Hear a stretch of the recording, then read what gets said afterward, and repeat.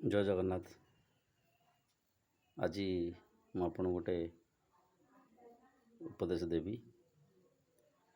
ଏ ଦିନେ ଦୁଇ ଦିନ ତଳେ ଜଣେ ଭଉଣୀ ହେବେ ଫେସବୁକ୍ରୁ ସେ କହୁଛନ୍ତି ଯେ ମୋତେ ଯାହା କମେଣ୍ଟ କରୁଛନ୍ତି ଫେସବୁକ୍ରେ, କିନ୍ତୁ ମୋତେ ଏକ ଅଶ୍ଳୀଳ କମେଣ୍ଟ ଜଣେ କରିଛନ୍ତି, ଯେଉଁଟାକି କାନରେ ଶୁଣିବୁନି। ସେ ଜିନିଷ ନ କହିବା ଭଲ। ଯେଉଁମାନେ ଏମିତି ଅଶ୍ଳୀଳ ଇଙ୍ଗିତ କାହିଁ କହୁଛନ୍ତି, ଇଙ୍ଗିତ କମେଣ୍ଟ ଦିଅ ନହେଲେ ନ ଦିଅ, ଏମିତି ଅଶ୍ଳୀଳ କମେଣ୍ଟ ଦେବାଟା କ'ଣ ଠିକ୍ କଥା?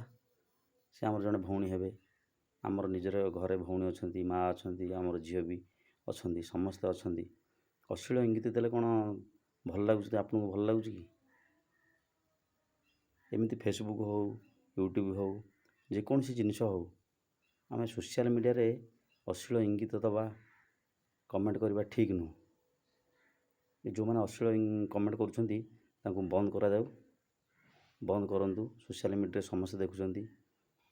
ଅଶ୍ଳୀଳ ନାଚ ବି କରୁଛନ୍ତି, ଅତି ଅଶ୍ଳୀଳ ନାଚ ଦେଖି ହେବନି ବି, ଯେଉଁଟା ଆଖିରେ ଦେଖି ହେବନି, ଏମିତି ବି କରୁଛନ୍ତି। ମୁଁ କହିବାକୁ ଚାହେଁ, ଏ ଅଶ୍ଳୀଳ କମେଣ୍ଟ, ଅଶ୍ଳୀଳ ଭିଡ଼ିଓ ଏସବୁ ଛାଡ଼ିବା ଫେସବୁକ୍ ବା ୟୁଟ୍ୟୁବ୍ ହେଉ, ସବୁଥିରେ ବନ୍ଦ କରନ୍ତୁ। ଏଥିପାଇଁ ସଚେତନ ହୁଅନ୍ତୁ। ଜୟ ଜଗନ୍ନାଥ।